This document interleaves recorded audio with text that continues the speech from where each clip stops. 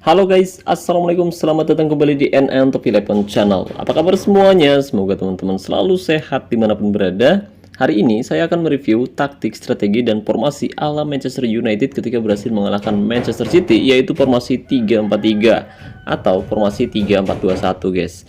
Nah, kira-kira apa jadinya nih jika kita menerapkan taktik, strategi, dan formasi tersebut di game Top 11? Untuk itu, buat teman-teman yang penasaran, yuk pastikan kamu simak baik-baik video ini sampai selesai agar teman-teman tidak gagal paham.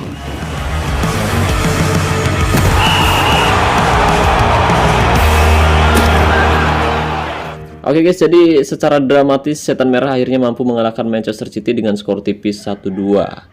Ya, sempat tertinggal lebih dulu di babak pertama, MU akhirnya mampu membalikan keadaan dengan 2 gol di menit-menit akhir pertandingan yang dicetak oleh Bruno serta Amad Diallo. Dari aspek statistik, Manchester City yang biasanya dominan menguasai bola kali ini hanya unggul tipis dari Manchester United. 52% berbanding 48% guys. Dan di laga ini Setan Merah memang bermain lebih baik daripada Manchester City. Nah, saat tanpa bola, MU mampu membentuk pertahanan yang sangat solid dengan struktur blok pertahanan medium yang kompak, menutup celah di ruang antar lini sehingga Manchester City tidak bisa menciptakan peluang yang berbahaya. Total, Manchester City melakukan 10 kali percobaan tembakan, 3 tepat sasaran, dan 1 diantaranya berbuah gol, sementara Manchester United juga melakukan 10 kali percobaan tembakan, 3 tepat sasaran, dan 2 diantaranya berbuah gol. Nah, dari segi penguasaan bola serta operan, sebenarnya City sedikit lebih baik dari MU guys. Jadi City hanya kalah akurasi umpannya saja ya guys ya. Nah, MU saat ini sepertinya menerapkan strategi dengan gaya tackle keras, dan itu terbukti dari banyaknya pelanggaran yang dilakukan oleh pemain MU. Total, pemain MU melakukan 14 kali pelanggaran dan 1 diantaranya berbuah kartu kuning. Sementara Manchester City sepertinya bermain lebih hati-hati dengan total hanya melakukan 5 kali pelanggaran dan 1 diantaranya berbuah kartu kuning. Nah, untuk gaya tackle keras yang dilakukan MU sepertinya membuat pemain Manchester City tidak nyaman guys, dan akhirnya City bermain lebih hati-hati. Oh ya, tapi sebelum saya membahas lebih jauh, saya mau ngasih tahu dulu nih ke teman-teman, khususnya untuk player Sultan, Raja Minyak, Bos Mengkreng, dan Juragan Bawang. Barangkali berencana top up untuk memperkuat timnya musim ini, saya rekomendasikan teman-teman top up di Instagramnya Kiano Official. Ya, meskipun Kiano Official cenderung lebih sering posting seputar game FC25 Mobile, tapi sebenarnya di Kiano Official juga buka jasa top up game Top 11 juga loh guys. Udah gitu harganya murah dan yang paling penting amanah. Jadi tunggu apa lagi nih? Khusus buat player Sultan yang berencana top up, cek aja langsung ke Instagramnya Kiano Official dan linknya sudah saya sematkan pada deskripsi video ini. Oke guys, jadi Manchester City yang bertindak sebagai tuan rumah di atas kertas turun dengan skema 4 back, yaitu dengan formasi 4-1-4-1, tapi ada yang bilang City pakai skema formasi 3-2-4-1 seperti biasanya. Tapi jika dicek di Google ternyata pakai skema formasi 4-1-4-1. Nah, di belakang ada Ruben Dias, kemudian Gvardiol, Walker, dan Matheus Nunes di posisi back. Lalu di tengah ada Gundogan, di depan Erling Haaland ditopang oleh Doku dan Silva di pos winger. Kemudian di tengah Manchester City menempatkan Foden dan Kevin De Bruyne. Sementara itu tim tamu Manchester United bersama Ruben Amorim turun dengan pakem 3 back dengan formasi 3-4-2-1 atau bisa disebut juga sebagai formasi 3-4-3. Nah, di belakang kali ini MU memainkan 3 center back murni, yaitu De Ligt di kanan, Harry Maguire di tengah, dan Lisandro Martinez di sisi kiri. Bruno Fernandes dan Ugarte jadi gelandang di tengah, diapit Mazraoui di sayap kanan, dan Diego Dalot di sayap kiri. Haaland sebagai ujung tombak di depan ditopang oleh Mason Mount dan Amad di belakangnya guys. Nah, Mason Mount posisi terbaiknya AMC ya guys ya, sementara Amad Diallo posisi terbaiknya MR atau AMR, tapi dia juga bisa bermain di posisi AMC atau gelandang serang tengah. Nah, jadi kurang lebih formasinya seperti ini ya guys ya. Tapi karena jadwal pertandingan sudah mepet, jadi maaf nih guys kalau saya nggak sempat untuk mengganti nama-nama pemain saya menjadi nama pemain Manchester United. Oke, jadi di posisi back di sini saya menempatkan 3 DC, lalu di tengah ada 2 MC, dan di sampingnya saya menempatkan ML dan MR. Sementara di depan kita bisa menempatkan 2 AMC dan 1 striker guys. Nah, formasi 3-4-3 sebenarnya cukup fleksibel ya guys ya. Jadi ketika fase bertahan, biasanya pemain sayap akan cenderung turun dan membuat formasi ini berubah dan terlihat seperti formasi dengan skema 5 back atau formasi 5-2-3. Tapi karena saya tidak menempatkan pemain sayap yang punya skill bertahan yang bagus, Jadi saya rasa kita hanya akan mengandalkan 3 back saja di area pertahanan. Jadi agak riskan ketika tim lawan melakukan tekanan, guys. Dan cenderung formasi 3 back seperti ini akan rawan terkena serangan balik cepat. Nah, misalkan teman-teman punya pemain sayap yang skill bertahannya bagus, saya rasa formasi ini bisa sangat cocok dengan tim kamu, guys. Atau misalkan teman-teman punya wingback, saya rasa mungkin bisa lebih sesuai dengan formasi yang diterapkan Manchester United saat ini. Nah, kalau teman-teman tahu atau mungkin pernah nonton videonya Ruang Taktik ya, beberapa hari yang lalu sudah dibahas. Di sana dijelaskan bahwa MU cenderung lebih sering menyerang dari kedua sayap. Untuk itu kali ini kita bisa coba berikan mentalitas menyerang pada 2 pemain sayap dan 1 striker. Lalu untuk mentalitas bertahan, kali ini saya akan memberikan mentalitas bertahan pada 3 back tengah ya guys ya. Nah, kurang lebih formasinya seperti ini guys. Atau jika teman-teman punya pendapat lain, coba tinggalkan pendapat kamu di kolom komentar video ini. Oke, jadi hari ini tim saya akan menghadapi SK Solnice di leg kedua babak semifinal Cup musim ini. Nah, di leg pertama tim saya harus puas ditahan imbang oleh tim tamu dengan skor 2-2 di kandang sendiri. Jadi agar tim saya bisa lolos ke babak final, mau tidak mau tim saya harus bisa mengalahkan mereka minimal dengan skor tipis 1-0 dan lolos ke babak final dengan agregat tipis 3-2. Tapi jika tim saya kalah, otomatis kan kita mempertahankan gelar juara cup sudah dipastikan gagal dan kita harus puas finish di babak semifinal, guys. Jadi sekarang mari kita lihat sama-sama apakah dengan skema formasi 3-4-2-1 atau formasi 3-4-3 kita berhasil mengalahkan mereka atau justru tim lawan yang akan menyingkirkan tim saya. Let's go, mari kita lihat jalannya pertandingan antara SK Solnice versus FC Buteng di leg kedua babak semifinal Cup musim ini. Tapi sebelum pertandingan berlangsung, saya mau ngasih tahu dulu nih ke teman-teman kalau harga HP Poco X6 5G lagi turun harga loh guys. Jadi buat teman-teman yang berencana beli smartphone baru buat main game top depan, kamu bisa cek langsung dan linknya sudah saya sematkan di sudut kiri video ini. Oke guys, dan kick off babak pertama sudah dimulai. Seperti biasa, saya langsung memberikan form latihan menyerang sejak menit awal. Kemudian untuk taktik di sini teman-teman bisa perhatikan, saya menggunakan taktik dengan mental tim menyerang, fokus umpan sayap kiri, gaya umpan perpaduan, serangan balik mati, gaya tekanan rendah, gaya tackle mudah, gaya penjagaan jaga daerah tertentu, dan jebakan offside nyala. Ini mohon maaf ya guys ya kalau misalkan di sini rame banget suaranya. Ada suara tukang lagi ngetok-ngetok kayu kan, lagi ada bangunan tetangga. Jadi anggap aja sekarang kita lagi dengerin tukang yang lagi memperbaiki kursi penonton ya guys ya. Soalnya kemarin ada orang duduk tapi kursinya ternyata udah jelek guys, belum ada renovasi dan sekarang lagi direnovasi sama tukangnya tim lawan. Tukangnya tim lawan kocak. Oke, di menit pertama skor masih 0-0. Kita lihat agregat 2-2 FC Buteng maupun SK Solnice. Keduanya masih punya peluang yang sama untuk bisa lolos ke babak final cup musim ini. Tapi karena tim lawan bermain di kandang sendiri, mereka punya kans yang lebih besar dan 1 peluang emas didapatkan oleh tim lawan, tapi beruntung tembakan keras yang dilakukan oleh SK Solnice masih bisa ditepis dengan sangat luar biasa oleh Martin Pas pemirsa. Kali ini FC Buteng membangun serangan, ada Jets di sana menggiring bola, gol tercipta luar biasa. Pergerakan yang sangat-sangat bagus dari Jan Srepen pemirsa. Kita lihat dia melewati penjagaan dan melakukan tembakan dari dalam kotak penalti. Bola tidak mampu ditepis oleh penjaga gawang SK Solnice. FC Buteng kembali membangun serangan. Kita perhatikan Jans kembali mendapatkan speed pundar, umpan melebar berhasil dipotong dan menghasilkan serangan lebih cepat. Oh, sangat berbahaya. Ada 2 pemain depan di sana. Akan berbuah gol. Ivanovic dan beruntung sekali finishing dari Ivanovic kurang begitu baik. Padahal udah enak banget, Pak. Seperti yang kita bahas tadi bahwa kedua winger yang saya tempatkan memang tidak memiliki skill bertahan yang bagus. Gol kembali tercipta. Jan Srepen mampu memanfaatkan satu kesempatan dari situasi bola mati. Tendangan sudut yang diberikan oleh Ragnar Oratmangun mampu diselesaikan dengan sangat luar biasa. Salto yang sangat indah dilakukan oleh Jan Srepen di babak pertama, skor 2-0. Agregat 4-2. Satu lagi dan satu lagi, tapi sayang sekali tembakan jarak dekat Rafael Struijk. Oh, lebih dulu terjebak offside ternyata. Oke, kita sudah unggul 2-0 di babak pertama dan agregat 4-2. Kita hanya butuh mempertahankan keunggulan saja pemirsa. Manajer dari SK Solnais ternyata hadir di sisi lapangan. Kita lihat Rafael Struijk, Ragnar.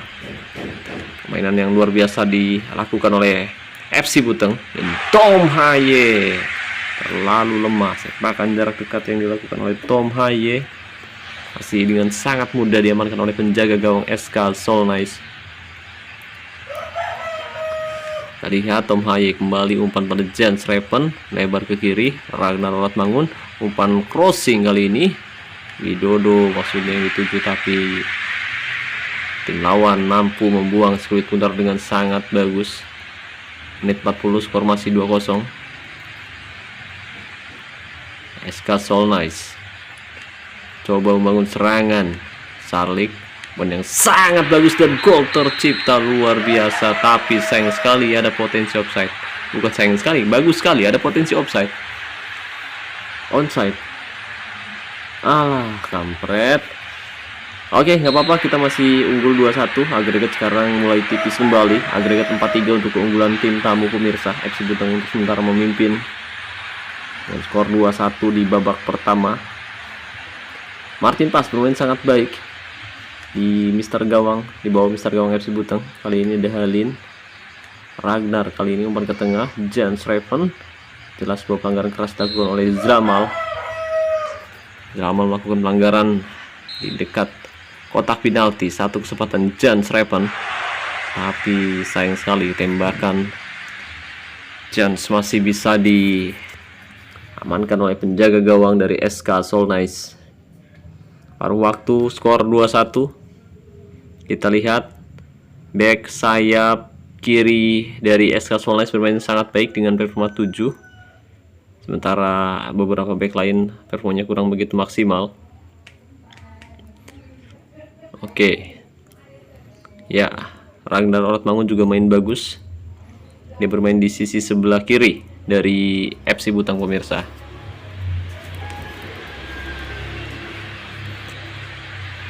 Oke, dan kick off babak kedua sudah dimulai. Kita lihat Tom Haye, Handoyo umpan melebar ke sisi sebelah kanan. Ruben Loof coba melakukan tembakan tapi berhasil di blok dengan sangat baik oleh pemain bertahan SK Solnais. FC Buteng kembali melakukan tekanan. Jens Repen umpan crossing. Ragnar Oratmangun, Ragnar gol. Ragnar Oratmangun luar biasa. Tandukan Ragnar sempat bisa ditepis dengan baik, tapi tandukan yang kedua tak terbaca. Bola meluncur tidak terlalu keras tapi tepat masuk ke gawang SK Solnais. FC Buteng kali ini kembali memimpin dengan skor 3-1 di babak kedua pemirsa. Agregat 5-3. SK Solnais semakin tertekan. Mereka harus bisa mengemas 2 gol lagi agar skor imbang 3-3. Dan kans untuk lolos ke babak semifinal untuk SK Solnais masih tetap terbuka. Tapi kali ini FC Buteng yang sedikit diunggulkan karena kita berhasil mengemas 3 gol. Berbahaya. Umpan lebar ke sisi sebelah kanan maksudnya. Ivanovic yang dituju. Lagi-lagi Martin Pas menjadi benteng terakhir yang sangat-sangat solid di bawah Mister Gawang FC Buteng. Oke, kita lihat formasi yang cukup dinamis untuk menyerang maupun bertahan. Meskipun beberapa kali tim saya ditekan, tapi koordinasi dan kerjasama apik yang dilakukan oleh pemain FC Buteng berhasil menggagalkan beberapa peluang emas yang didapatkan. Dan ini juga berkat kecerobohan beberapa pemain depan dari SK Solnais, di mana mereka tidak bisa memanfaatkan peluang yang mereka dapatkan di dekat kotak penalti. Honka mendapatkan kartu kuning pemirsa. Tendangan bebas akan dilakukan. Jens Reven ancang-ancang akan kabur 2 gol. Jens Reven gol lagi dan lagi. Jens Reven menjadi momok yang sangat menakutkan. Kita lihat tendangan bebas yang dilakukan oleh Jens Reven luncur deras tanpa bisa ditepis oleh penjaga gawang SK Seoul Nice pemirsa. Skor 4-1, agregat 6-3. SK Seoul Nice berusaha keras untuk bisa memperkecil ketertinggalan di babak kedua. Oke, saatnya kita coba tarik mundur untuk kedua pemain tengah yang kita tempatkan, Handoyo dan juga Mandowan, bermain di area tengah menggantikan Tom Haye yang bermain kurang maksimal di laga kali ini. Mandowan masuk menggantikan Tom Haye di menit ke 80 dan terus memberikan pembatian menyerang. Berbahaya, umpan melebar, umpan crossing, tapi masih belum bisa diselesaikan dengan baik. James bermain sangat baik dengan ritme 8,9. Oke, FC Buteng kembali membangun serangan dari area tengah. Ada Mandowan di sana. Cukup tenang. Ruben Loop, sang penggiring bola, akan kabur 2 gol kali ini. Pendek. Rafael Struik lagi-lagi belum mampu memaksimalkan satu peluang emas yang didapatkan di depan mulut gawang dari SK Seoul Nice pemirsa. FC Buteng mencoba membangun serangan, berhasil dipotong, menghasilkan serangan balik cepat. Oke, kita coba pakai gigih menyerang, gaya tekanan tinggi, gaya tegal keras ya guys ya. Meskipun cuaca panas, tapi udahlah. Sebentar lagi pertandingan akan berakhir, jadi kita akan bermain agresif untuk menghentikan tekanan demi tekanan yang dilakukan oleh tim lawan. Ini FC Buteng, Robin Loop cukup baik, umpan ke tengah dan nyaris saja berbuah gol, tapi kali ini tembakan pemain FC Buteng cukup lemah dan tepat di pelukan penjaga gawang dari SK Seoul Nice. Tendangan sudut akan kabur buah gol. Kita lihat tanduk, tapi lagi-lagi penjaga gawang SK Seoul Nice berada di tempat yang tepat untuk menangkap kulit bundar dengan sangat luar biasa, dan tidak ada lagi waktu yang tersisa.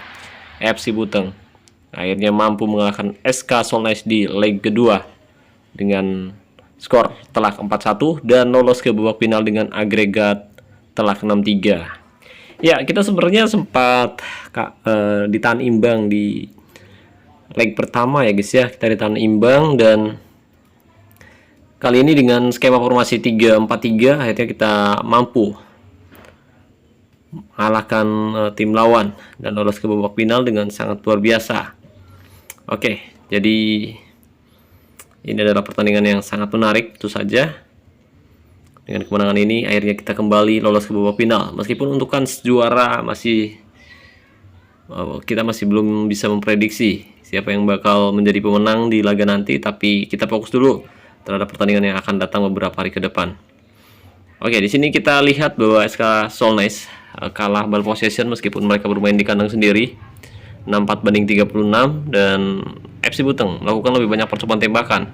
Total 19 kali percobaan tembakan, 13 tepat sasaran dan 4 diantaranya berbuah gol, sementara SK Seoul Nice melakukan 8 kali percobaan tembakan, 5 tepat sasaran dan hanya 1 yang berbuah gol. Oke, untuk umpan sempurna FC Buteng sedikit lebih baik, 31-20, karena kita mencoba lebih banyak tembakan ke arah gawang. Kemudian untuk man of the match jatuh pada Jens Reven yang berhasil mencetak hat-trick atau mencetak 3 gol di laga kali ini. Dan sendiri adalah legenda hidup tim saya, usianya saat ini 30 tahunan. Jadi mungkin dia akan pensiun dalam 2 musim mendatang. Tapi nggak apa-apa, soalnya saya sudah punya pemain pengganti yang masih muda, mungkin musim depan bisa kita latmil pemirsa. Oke, dengan skema formasi 4-2-1-3 yang diterapkan oleh tim lawan, mereka tidak mampu mengalahkan tim saya yang menerapkan skema formasi 3-4-3 Diamond. Memang pertandingan yang cukup mantap ya guys ya, dan terima kasih banyak buat Bang Kakak, Bang Grisen Sport, Joalin Low, Hidayat Ibnu Soleh, Bang Adib, Bang Ali, Bang Tommy, Bang Ali Kamarudin, Bang Arsyaf Danis, kemudian ada Bang Arigo Saci, Joshua Lianto, Nazril, Rival Setiawan, Bang Girman, ada Coach Michelle. Ini cewek atau cowok ya? Beneran ya? Cakep sih. Oke, saya rasa cowok sih, nggak mungkin kalau cewek. Atau misalkan ada, coba tinggalkan komentar di bawah video ini. Kira-kira ada nggak cewek main Top 11? Waktu saya live waktu itu ada sih, nggak banyak sih, tapi ada gitu. Tapi nggak tahu kalau misalkan nonton video saya tiap hari itu ada nggak yang cewek. Saya nggak tahu pasti. Soalnya kebanyakan dari statistik di YouTube saya sih kebanyakan sih cowok. Kebanyakan cowok usianya sekitar 25 tahun ke atas. Jadi yang nonton video saya udah dewasa semua kebanyakan ya guys ya. Oke, ini gol pertama yang dicetak oleh Jan Sreven. Gol kedua juga kita lihat. Jans lagi-lagi berhasil mencetak gol ke gawang tim lawan, kali ini dari tendangan sudut. Salto yang luar biasa kita lihat. Persis di tengah mulut gawang dari SK Solnice. Gol tim lawan juga tercipta di menit ke 41. Mereka berhasil memperkecil ketertinggalan. Andai mungkin mereka bisa mengemas gol lagi, saya rasa pertandingan akan berlangsung lebih sengit lagi. Tapi karena kita berhasil mengemas 2 gol, dan tentu itu adalah hasil yang cukup baik di laga yang sangat penting seperti ini. Jadi apapun yang terjadi, kita lihat FC Buteng mampu mengalahkan tim lawan yang sejatinya punya kualitas mutu lebih tinggi. Oke, gol ketiga dicetak oleh Ragnar Oratmangun di pertandingan kali ini lewat umpan crossing dari Jan Sreven maksud saya. Sebenarnya bola sempat bisa ditanduk oleh penjaga gawang tim lawan, tapi bola rebound yang didapatkan justru menjadi kemelut yang sangat mematikan untuk penjaga gawang SK Solnice pemirsa. Nah, ini gol terakhir dari Jan Sreven melalui tendangan bebas. Jadi total ada 2 gol yang diciptakan dari situasi bola mati ya guys ya. Pertama dari serangan balik, kemudian dari tendangan sudut. Dan umpan crossing yang diberikan dari Jan Sreven juga sangat matang. Iya, Jan Sreven. Oke, jadi ya berkat kemenangan ini otomatis tim saya berhasil lolos ke babak final Cup untuk yang kedua kalinya secara beruntun. Dan semoga besok, mungkin ketika video ini tayang besok, tim saya bisa kembali meraih kemenangan. Dan saya harap tim yang teman-teman kelola juga meraih hasil bagus. Dan semoga di akhir musim nanti tim yang teman-teman tangani bisa meraih trofi. Oke guys, jadi mungkin itu saja yang bisa saya bahas kali ini. Terima kasih banyak buat teman-teman yang telah menonton video ini sampai selesai. Jika dirasa pembahasannya bermanfaat, jangan lupa like videonya. Dan saya ucapkan terima kasih juga untuk membership dan Top 11. Terima kasih buat partnership dan Top 11 yaitu Kian Official. Dan saya ucapkan terima kasih banyak buat teman-teman yang selalu mendukung dan mendoakan saya sejauh ini. Wassalamualaikum warahmatullahi wabarakatuh. Salam olahraga, salam Top 11 Indonesia.